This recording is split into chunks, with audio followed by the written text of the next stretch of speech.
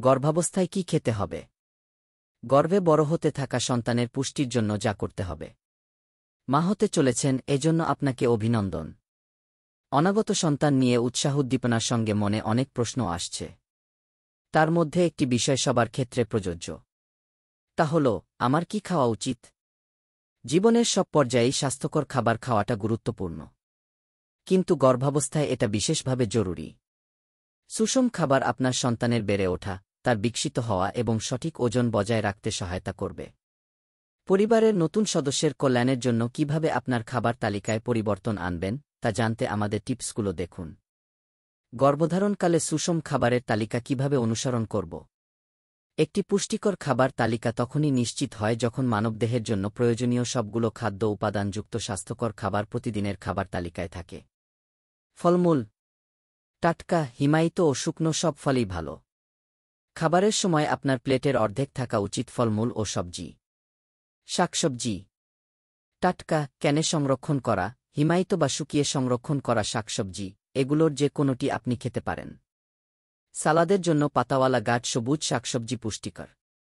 খাবারের সময় আপনার প্লেটের অর্ধেক থাকবে ফলমূল ও সবজি। গ্রেইনস বা শস্য, আপনাকে খাবারের প্লেটে যেসব শস্য দেওয়া হবে, তার অর্ধেকটা হোল গ্রেইন হতে হবে।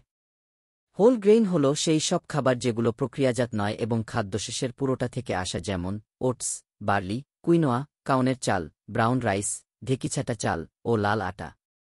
গ্রেইনস বা শস্য, আপনাকে খাবারের প্লেটে যেসব শস্য দেওয়া হবে, তার অর্ধেকটা হোল গ্রেইন হতে হবে।